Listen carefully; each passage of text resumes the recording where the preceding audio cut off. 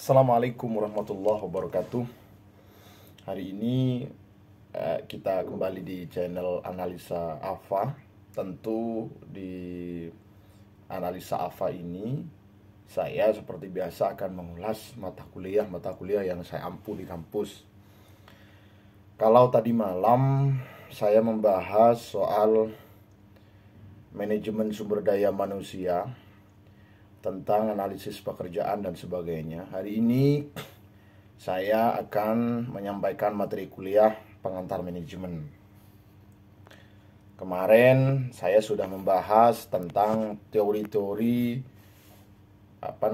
ilmu manajemen menurut para pakar, termasuk juga manajemen manajer dalam kemampuan atau dalam menjalankan ilmu manajemen sudah saya urai. Hari ini saya akan mencoba mengulas tentang lingkungan budaya organisasi. Lingkungan budaya organisasi ini kenapa harus diketahui oleh para mahasiswa, khususnya juga para pemilik perusahaan, sehingga kemudian mereka mengetahui kira-kira seberapa jauh pengaruh daripada lingkungan dan budaya organisasi ini. Kita lanjutkan materi kita hari ini, bahwa organisasi dan lingkungan. Organisasi berada dalam sebuah lingkungan, dan lingkungan dapat menjadi faktor pendukung maupun penghambat organisasi. Kegiatan organisasi akan merubah lingkungan, dan juga sebaliknya lingkungan akan mendorong perubahan pada organisasi. Jadi sebenarnya pada dasarnya organisasi dan lingkungan ini sangat erat hubungannya dan saling bergantung. Artinya tentu organisasi ini secara otomatis berada dalam sebuah lingkungan, dan lingkungan akan menjadi faktor pendukung maupun penghambat sebuah organisasi. Kenapa ada istilah pendukung? Pendukung di sini lewat konsep penataan lingkungan yang baik, tentunya ini akan mempermudah berjalannya sebuah perjalanan organisasi, baik organisasi yang berbasis profit oriented dalam hal ini perusahaan, maupun organisasi biasa. Semua tergantung pada lingkungannya. Apabila baik, ya akan menjadi baik. Kemudian sebaliknya, lingkungan ini akan menjadi masalah apabila tidak ditata dengan sebaik mungkin dan seirama dengan konsep perjalanan lingkungan yang ada. Kira-kira begitu. Jadi lingkungan ini akan berdampak positif dan akan berdampak negatif pula terhadap organisasi. Itu yang pertama. Kegiatan organisasi akan merubah lingkungan. Iya, saya sampaikan. Lingkungan itu kan nanti akan saya urai tentang lingkungan internal dan lingkungan eksternal. Di dalam sebuah organisasi itu seperti apa gambarannya, apa saja kira-kira begitu. Dengan lingkungan ini tentu akan berpengaruh besar terhadap berjalannya organisasi. Maka di sini ada istilah kegiatan organisasi akan merubah lingkungan. Setiap organisasi tentu akan memiliki sebuah kegiatan. Nah, kegiatan yang dilaksanakan dalam setiap organisasi itu semua tergantung pada proses lingkungan. Sebaliknya juga, lingkungan akan merubah organisasi. Apabila orang yang memimpin dan orang yang menjalankan organisasi itu tidak berhasil menata dan menorganisasi dengan baik perjalanan lingkungan. Lingkungan akan mendorong perubahan pada organisasi. Tentu ini. Dan sebaliknya organisasi juga akan memberikan yang terbaik kepada lingkungan yang ada di sekitar, yang terlibat dalam organisasi itu sendiri. Jadi itu sederhana. Jadi organisasi akan merubah lingkungan, dan juga sebaliknya lingkungan akan merubah organisasi. Itu. Apa saja lingkungan organisasi itu? Pertama ada lingkungan internal dan lingkungan eksternal, seperti yang sudah saya sampaikan tadi, bahwa pengaruh lingkungan organisasi itu lingkungan internal maupun lingkungan eksternal. Apa saja lingkungan internal? Lingkungan yang terkait langsung, mikro, lokal, internasional. Di antaranya di sini pemilik organisasi, tim manajemen, para anggota atau para pekerja, lingkungan fisik organisasi. Apa yang dimaksud di sini? Jadi kalau lingkungan internal adalah lingkungan yang berhubungan langsung terhadap aktivitas organisasi. Orang-orang yang terlibat di dalam organisasi itu, siapa yang menjalankan di organisasi itu disebut sebagai lingkungan internal. Namanya saja internal, berarti ke dalam. Ke dalam. Jadi diantaranya adalah pemilik organisasi, tim manajemen, para anggota atau para pekerja, dan lingkungan fisik organisasi. Kalau ini diumpamakan dalam sebuah perusahaan, maka pemilik organisasi adalah investornya. Investor yang menaruh modalnya untuk menjalankan sebuah aktivitas organisasi yang bernama perusahaan. Kira-kira begitu. Tim manajemen berarti orang yang manage bagaimana kemudian perusahaan yang sudah didirikan oleh pemilik perusahaan itu bisa berjalan sebagaimana yang diharapkan oleh pemilik perusahaan. Itu tim manajemen. Para anggota atau para pekerja, staf, karyawan dan semuanya itu masuk dalam kategori internal, lingkungan internal. Dan lingkungan fisik organisasi, apa-apa yang dimiliki oleh perusahaan atau organisasi perusahaan di dalam organisasi itu termasuk di dalamnya sebagai lingkungan. Contoh seperti halnya gudang, kemudian mobil operasional, semuanya itu masuk lingkungan fisik organisasi, itu masuk dalam lingkungan organisasi. Itu yang pertama. Yang kedua adalah lingkungan organisasi eksternal. Nah, lingkungan organisasi eksternal ini adalah lingkungan yang tidak terlibat langsung atau tidak terkait langsung terhadap organisasi yang kita miliki, misalnya terhadap organisasi atau perusahaan yang kita miliki. Jadi lingkungan organisasi ini di eksternal adalah lingkungan yang tidak terlibat langsung. Nah, tidak terlibat langsung, ini kuncinya, tidak terlibat langsung kepada organisasi, tetapi memiliki pengaruh terhadap organisasi. Apa saja di situ? Di sini disebut adalah pemasok, misalnya pelanggan, pesaing, partner, regulator, pemerintah, masyarakat umum. Ini bagian dari lingkungan organisasi eksternal.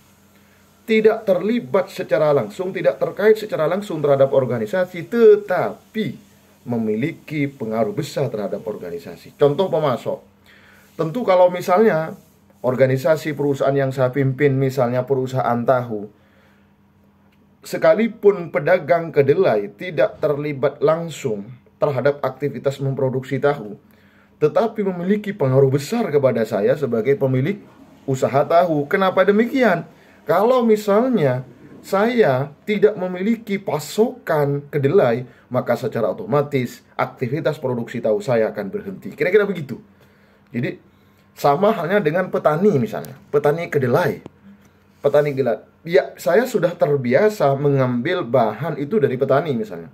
Suatu ketika karena hujan atau faktor alam lainnya sehingga menyebabkan petani tersebut tidak menanam kedelai, sehingga kemudian tidak bisa menyuplai bahan pembuatan atau produksi tahu kepada saya. Ya saya tidak mungkin saya produksi, kecuali saya memiliki akses yang lain misalnya. Jadi saya ulang lagi bahwa lingkungan eksternal adalah lingkungan yang tidak terkait langsung terhadap organisasi, tetapi memiliki pengaruh besar terhadap organisasi. Pelanggan juga, iya. Customer atau klien kita itu memang tidak terlibat langsung terhadap organisasi atau perusahaan yang kita pimpin, tetapi mereka itulah memiliki pengaruh besar terhadap organisasi atau perusahaan yang kita pimpin. Kira-kira begitu. Nah, apa saja lingkungan internal organisasi seperti yang sudah saya uraikan tadi? Ada pemilik, tim manajemen, para anggota atau pekerja, lingkungan fisik organisasi. Jadi itu untuk lingkungan internal. Eksternal, ada pelanggan, ada pesaing, pemasok. Kenapa Pak pesaing dimasukkan? Iya, pesaing itu bagian daripada lingkungan eksternal kita. Karena kita juga akan membaca kira-kira misalnya saya punya produk A yang sama kebetulan dengan orang lain yang sama-sama menjual produk A. Kualitasnya juga sama. Tetapi kan memiliki pengaruh juga kepada saya sebagai yang sama-sama menjual dengan produk yang sama dengan orang lain. Maka pesaing itu adalah bagian dari lingkungan eksternal kita. Ya, pintar-pintarnya tim pemanage bagaimana cara mengolahnya agar persaingan ini kira-kira tidak menghambat terhadap penjualan yang kita miliki, yang dari kita, misalnya kita dalam perusahaan. Pemasok, ya jelas otomatis pemasok ini. Regulator ini orang yang memberikan regulasi. Siapa kira-kira? Ketentuan perundang-undangan.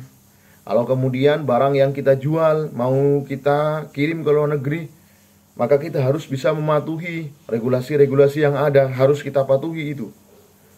Harus punya izin dan sebagainya, harus memenuhi semua standar-standar perusahaan atau produk yang kita produksi dan akan dijual keluar.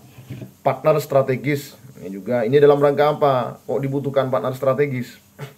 Bisa saja informasi perkembangan penjualan produk itu dari partner strategis ini. Bisa saja saya sering menyampaikan bahwa networking bisnis atau jaringan bisnis itu diperlukan. Maka kalau saya menganggap di sini partner strategis. Partner strategis ini lebih kepada bagaimana kemudian apa-apa yang kita lakukan, apa-apa yang kita kerjakan itu tidak hanya semata-mata karena pelanggan beli langsung kepada kita, setiap hari dia beli misalnya, tetapi juga karena ada partnernya itu. Bisa saja produk kita dikenal orang lain sehingga partner-partner kita itu membeli kepada atau mengerahkan minimal kepada kita, ada orang yang akan membeli produk kita dengan jumlah besar. Pemerintah, ya tentu ini bagian dari sebuah lingkungan eksternal organisasi. Kenapa pemerintah? Karena pemerintahlah yang mengeluarkan regulasi. Maka nanti pemerintah akan melakukan pengawasan terhadap produk yang kita jual. Itu adalah lingkungan eksternal organisasi.